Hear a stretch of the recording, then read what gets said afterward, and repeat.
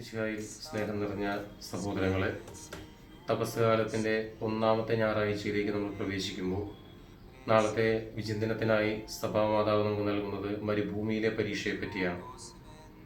ഈശ്വനാഥൻ പരീക്ഷിക്കപ്പെടുന്നതിനായി മരുഭൂമിയിലേക്ക് പോകുമ്പോൾ വചനം വഴി പിശാചിനെ നിഷ്കാസനം ചെയ്ത ക്രിസ്തുവിനെ നമ്മൾ കാണുന്നുണ്ട്. പഴയ നിയമത്തിലേക്ക് നമ്മൾ പ്രവേശിക്കുമ്പോൾ ആദിമാതാപിതാക്കളെ പരീക്ഷിക്കുന്ന പിശാചിനെ നമ്മൾ കണ്ടുമുട്ടുന്നുണ്ട്.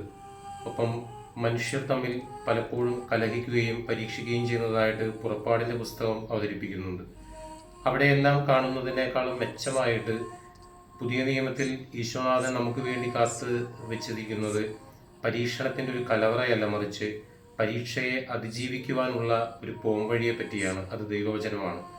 ആ ദൈവവചനത്തിൽ ഊന്നിക്കൊണ്ട് നമ്മുടെ പരീക്ഷണങ്ങളെ അതിജീവിക്കുവാനുള്ള ഉത്തുംഗ മേഖലയിലേക്ക് നമ്മെ തന്നെ കൂട്ടിക്കൊണ്ടുപോകുവാൻ കർത്താവ് ആഗ്രഹിക്കുകയാണ്. പിശാചു എന്ന് പറയുന്നു, നിന്റെ പാദം കല്ലിൽ തട്ടാതിരിക്കാൻ അവൻ നിന്നെ കൈകളിൽ വഹിച്ചുകൊള്ളും. വചനം ഉദ്ധരിച്ചുകൊണ്ട് പിശാചു പറയുന്ന വാക്കുകൾക്ക് വചനം വഴി മറുപടി കൊടുത്തുകൊണ്ടാണ് കർത്താവ് ഉത്തരം നൽകുന്നത്. പ്രിയമുള്ളവരെ, നമുക്ക് നോക്കാം. ഇന്ന് സഭയിലും സഭാതനയിലുമൊക്കെ പരീക്ഷണങ്ങൾ ഓരോ ദിവസവും നിറവേറിക്കൊണ്ടിരിക്കുമ്പോൾ ഈ പരീക്ഷണങ്ങളെ അതിജീവിക്കുവാനുള്ള കൃപ നൽകേണ്ടത് വചനത്തിൽ നിന്നാണെന്ന് ഈ തപസ് കാലത്തിൻ്റെ ദിനങ്ങളിലൂടെ നമ്മൾ കടന്നു പോകുമ്പോൾ, തപസ് കാലത്തിൻ്റെ ഒന്നാമത്തെ ഞായറാഴ്ചയിൽ നമ്മളായിരിക്കുമ്പോൾ മരുഭൂമിയിൽ വെച്ച് പരീക്ഷിക്കപ്പെട്ട ഇസ്രായേൽ ജനത്തെ പോലെയല്ല, മറിച്ച് ക്രിസ്തു തൻ്റെ പരീക്ഷണങ്ങളെ വചനം വഴി നേരിട്ടതുപോലെ നമ്മുടെ ജീവിതമാകുന്ന പരീക്ഷണങ്ങളെ, ഈ പരീക്ഷണങ്ങൾ ഒരുപക്ഷെ അധികാരികളിൽ നിന്നാവാം, അല്ലെങ്കിൽ ബന്ധുക്കളിൽ നിന്നാവാം, ഉറ്റ സ്നേഹിതന്മാരിൽ നിന്നൊക്കെ ആവാം.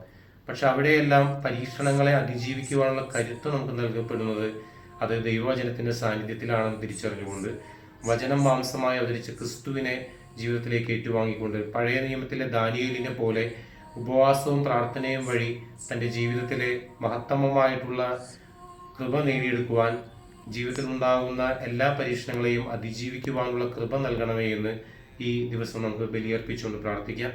ദൈവം നമ്മെ അനുഗ്രഹിക്കട്ടെ. ആമേൻ.